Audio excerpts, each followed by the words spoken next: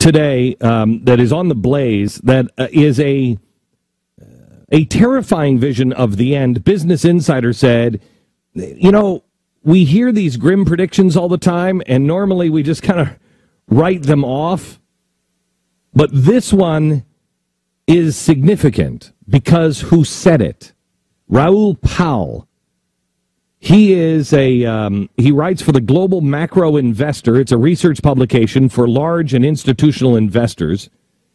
He previously co-managed the GLG Global Macro Fund. He is also one of the head guys for the for Goldman Sachs hedge funds. And he said in this presentation that you'll find up on the Blaze, this is what's coming, and he calls it the end game. And again, I want to stress, we make it through this. But here's one of the experts on what he says is coming. And I want you to listen to the logic behind it. Don't listen to the fear, listen to the logic behind it. The world has no engine of growth, with most of the G20 countries approaching stall speed at the same time. Now, what is that? G20, that's the 20 biggest countries in the world. Approaching stall speed. We have no engine of growth. Ask yourself this question: what is the engine of growth in the United States? Currently, it is being set up that the engine of growth is the stimulus package, is the United States government. Is that real growth? I contend, and you know the answer, no. Where is any growth coming from? If you want to look at anything that is exciting people, it's Facebook. And you see where that is. What is it, down to $26 a share now? $24 a share? The Western world is about to enter a second recession in an ongoing depression. For the first time since the 1930s, we are entering a recession. Before industrial production, durable goods orders, employment, and private sector GDP have made back their previous highs. Hear that again. For the first time since the 1930s, we're entering a recession before we've made it back up on our feet. Usually we have a recession, it starts to grow again, and then we come back down. This is a new trend, and this is the trend that we had in the 1930s during the Great Depression. FDR, because of this ridiculous stimulus that he did, and the nouveau ordre that he was trying, it kept us in a depression and kept going up a little bit and then down. Fact, this will be the lowest cyclical peak in GDP growth in G7 history. These are the weakest ever foundations on which to enter a recession. The problem is down to one thing: debt. This is significant. The 10 largest debtor nations on Earth have total debts of over 300% of world GDP. History tells us that when sovereign defaults occur, what does that mean? Sovereign defaults. Sovereign default. If a sovereign default occurs, that means Greece goes out of business. Spain goes out of business. Portugal goes out of business. The euro is a bubble. It will crash. That's a sovereign union. When that thing crashes, that's what he's talking about. History tells us that when sovereign defaults occur, they come in a series of defaults. We need to understand history in order to grasp the present. The domino effect. In history, when you have a default, one falls into the other and the other and the other. So he says, what is coming? EU sovereign debt defaults. UK sovereign default. Japan sovereign default. South Korea sovereign default. China sovereign default. China is interesting because most people think China is so strong. China is building ghost cities. You can only build ghost cities so long before you're like, you know what, we can't build any more ghost cities. So he says all of these will default, and the biggest banking crisis in world history. Then he's got a few of the charts saying the end of finance, the end of Europe, the end of world trade. Then he has a picture of a hurricane and the eye of the hurricane.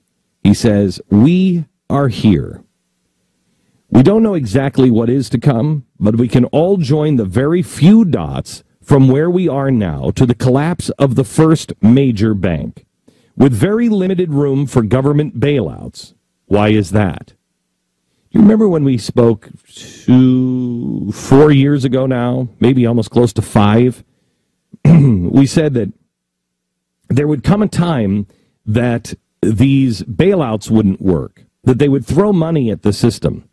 And then I said, when they do this, and it doesn't change any of the factors, they have to immediately shut the faucets off and go the other way.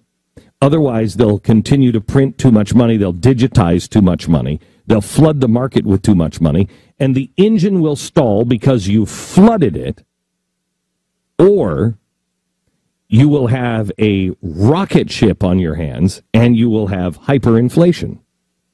And you'll have out-of-control interest rates eventually, with very limited room for government bailouts, meaning we've got nothing left now. There's no bullets in the gun except meaningless printing. We can easily join the next dots from the first bank closure to the collapse of the whole European banking system, and then to bankruptcy of the governments themselves. There are almost no brakes in the system to stop this, and almost no one realizes the seriousness of this situation. The problem is not government debt per se.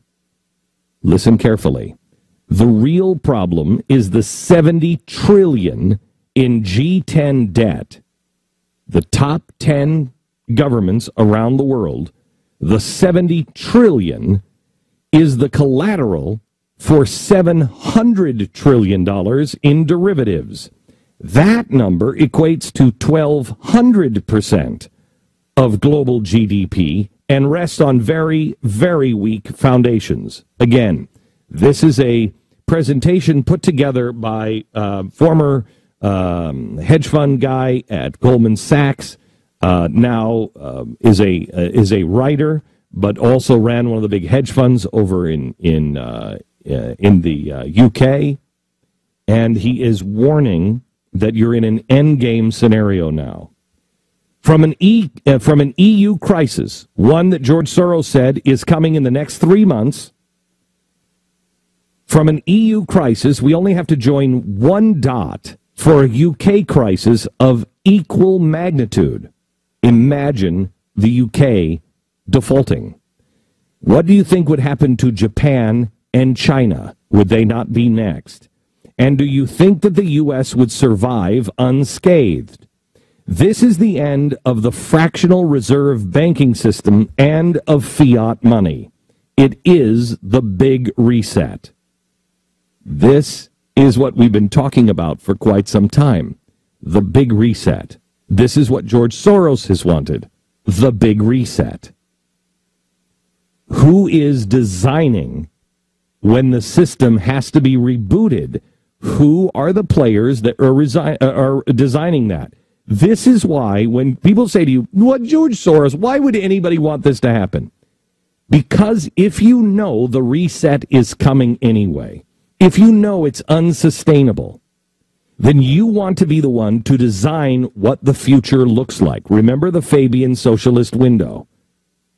We'll remold it closer to our heart's desire. Heat the world up and then remold it. That's what the big reset is for George Soros. From a timing perspective, I think 2012 and 2013 will usher in the end.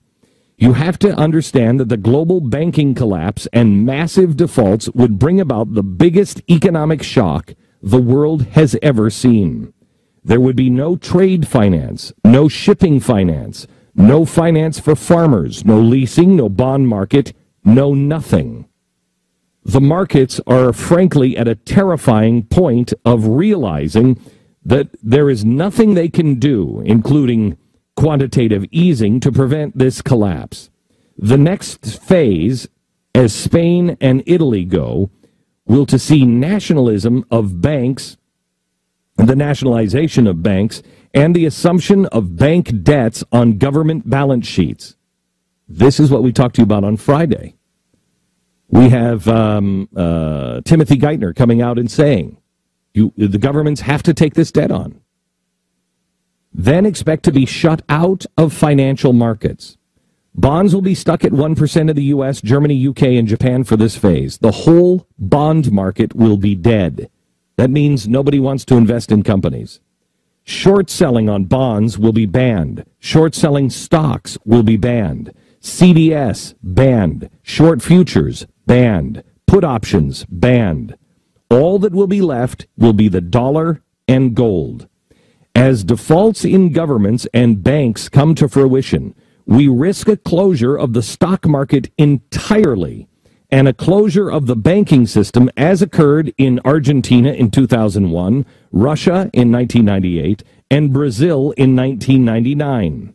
We have around 6 months of trading in Western markets to protect ourselves or make enough money to offset future losses. Spend your time looking at the risks of custody, safekeeping, counterparty, etc. Assume that no one and nothing is safe. After that, put your tin helmet on and hide until the new system emerges. I wish I could see another option with an equally high probability, but I can't find one. All we can do is hope that I'm wrong. But either way, a new system will emerge, and it will open up a whole new set of opportunities. But we are going back 40 years in time, and 1,500 to 3,000 years in trading. This again from Not a Schlub. This again coming on the heels of what George Soros said this weekend. George Soros said that he felt the EU had 3 months. They're saying the same thing.